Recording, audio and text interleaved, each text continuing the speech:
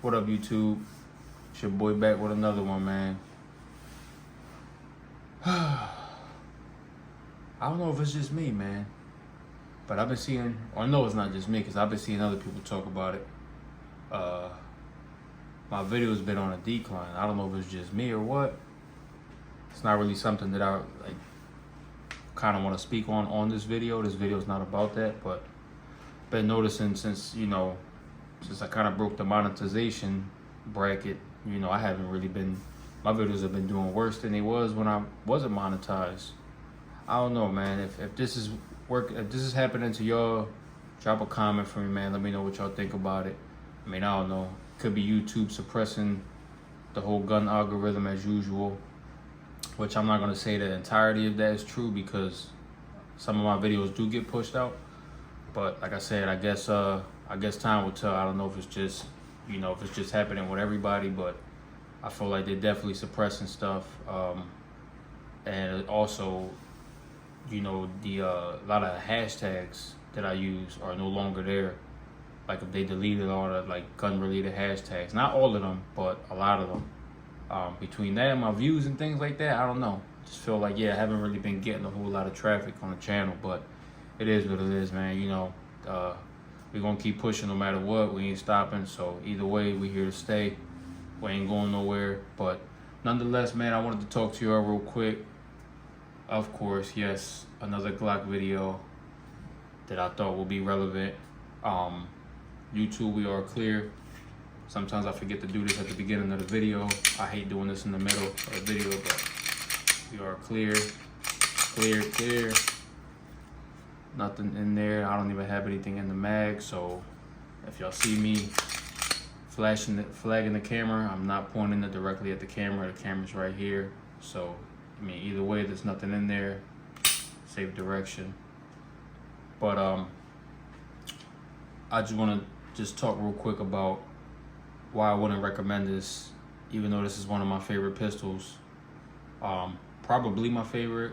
Call me a Glock boy, whatever you want to call it. Glock fanboys, as y'all say in the comments, man. Y'all wild, man. Y'all think of anything to say, but hey, listen, I ain't mad at it. Call it what you want. Even though this is one of my favorite pistols on the market, I wouldn't recommend this as a first gun for a beginner. Because for one, a Glock wasn't even my first gun. I had my first two pistols I ever owned was two Rugers, and those two both had external safeties. I was one of those guys when I first got into firearms that I thought that an external safety, which yes, I'm pointing to where it's normally positioned at, because obviously Glocks don't have them. If you know about Glocks, then you know they don't have external safeties. But nonetheless, the two that I had external safeties. I was one of those guys when I first got into firearms that I wanted an external safety. I felt like it just added a little bit more protection, especially when I first started carrying, because as y'all know, I carry appendix, and I didn't really want to have that in my waistband, have this pointed down in my waistband without the safety, just because, the whole thing of people saying, having an accidental discharge down there. And even though I know that I was carrying with a holster and I was doing everything, practicing all this stuff to be safe when you carry, I still didn't really want to do it, so I just always click that safety up when I carry with those guns. But obviously over time I got better with it, got more comfortable with it, and it just kind of felt like, more at home the more I did it. So basically, as time went by, yes, I got more comfortable with it, and I ended up purchasing my first Glock, which wasn't this one. I no longer have that one. That was a Glock 26. And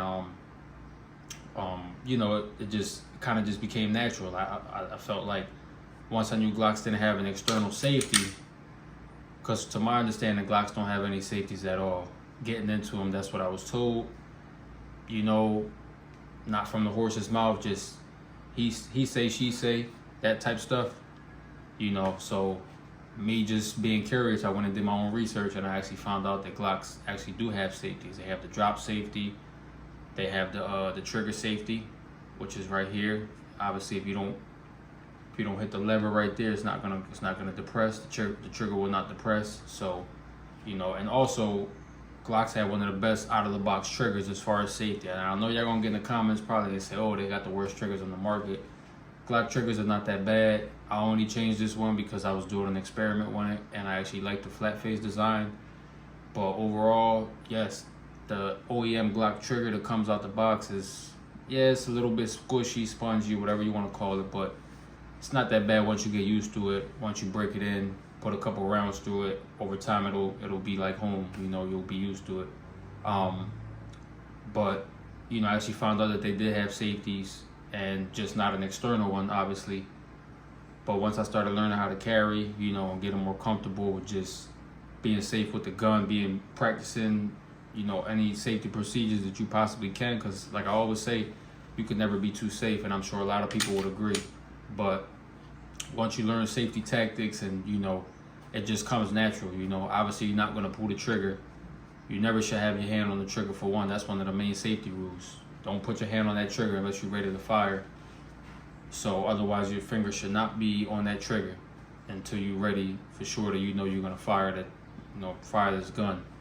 Otherwise, your booger hook, if that's what y'all like calling it, should not be on that trigger. So once I got used to that, it became home to me, like I said, and I was fully comfortable with it, which like I am now. You know, I don't think any of the guns that I own are actually, because even these that I have, also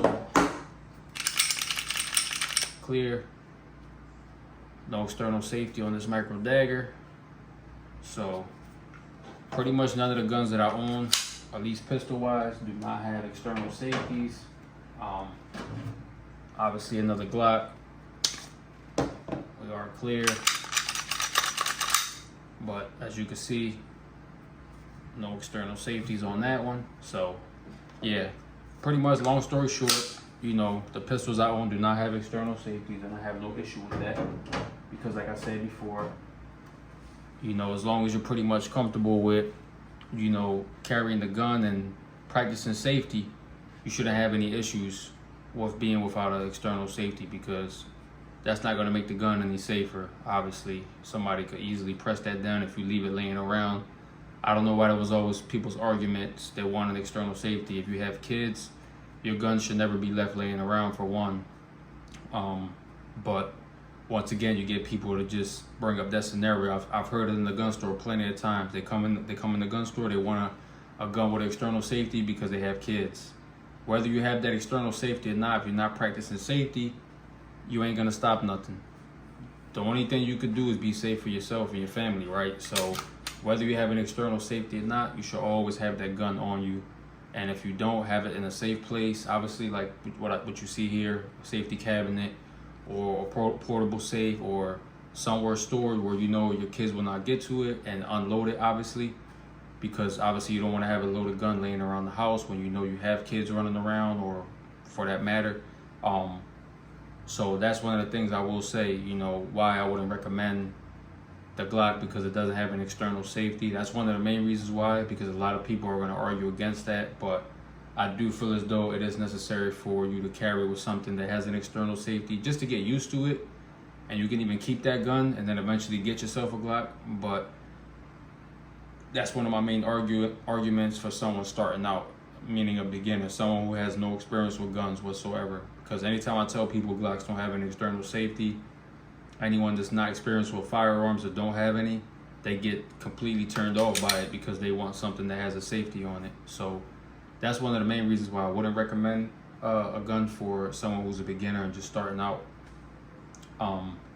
Obviously, you know, like I said, after practicing with something that has an external safety, then they can get into it and have at it, because, you know, Glocks do have a lot of benefits, like, for one, being one of the most reliable pistols on the market that you could get. You know, you could throw this thing through the mud, you could run it over with a tank if you have one, and nothing's gonna happen, you know. So pretty much it's still gonna last you, it's still gonna be there when you pick it up out the mud, you know, bury it under, it's still gonna fire, you know, doesn't matter what you do. You know, these things are literally tank proof, you know, and I don't have to tell you that. There's plenty of other channels out there that'll tell you that. But obviously, yeah, because of the external safety is like pretty much my main argument. I'm not gonna give you guys 1,000 reasons on why I don't recommend a Glock for beginners. And like I said, when I mean beginners, I mean someone starting out that's brand new, that doesn't have any type of knowledge on pistols. I feel like it's necessary to start out with something with an external safety, at least because that's the way I started off. So if you're watching this video, take it with a grain of salt, because this is just my opinion, just how all my other videos are. This is just what I think based on my experience starting out with firearms.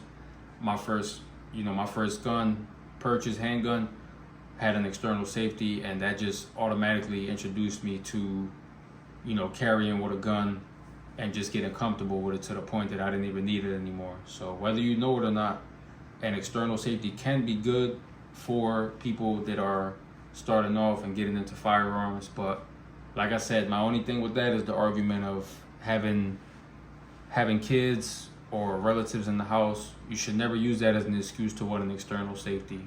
I feel like the only reason why you should want an external safety is to get used to the gun until you're ready to carry something that doesn't have an external safety, because your trigger discipline and your safety discipline is already there. It becomes like second nature. So once you buy something like this, you obviously know it doesn't have an external safety, so there is no switching a switch up and down. You just cock the gun back and it's ready to fire, on tap. So basically, that's my only thing, is I'm against that whole reason, because like I said, whether you have an external safety or not, you should always be safe for you and yours and practice safety. Never leave a gun laying around the house or anything like that. Always have a store where if you have kids or relatives, that they won't be able to access it. That's what I believe, is the best method.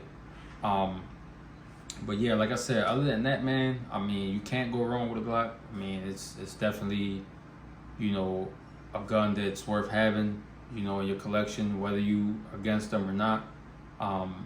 You're not gonna find a lot of pistols out here that can get put to the test like these. Now, I'm not knocking no one else. I don't really have experiences with the other big names like Berettas. I mean, I've shot Berettas before. I don't have an experience with having them and actually putting them to the test. I know that they're a great brand, and they're just as big as Glock and Smith & Wesson and HK. I'm not really big on any of those makes. I like them. They don't really interest me like that. And I know a lot of people are going to argue against that, but at the end of the day, this is just what I'm used to. This is home for me. So that's what I know how to shoot best. So eventually, yeah, I might add something different to the collection that's not a Glock, but only time will tell. We'll see.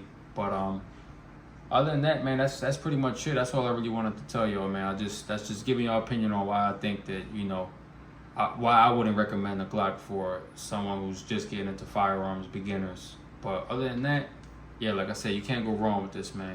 So I'm not going to take up too much more of your time, man. If you're new to the channel, be sure to hit that subscribe button, man. Be sure to smash that like button.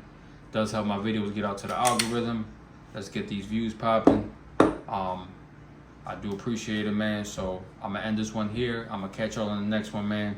Y'all be safe out there.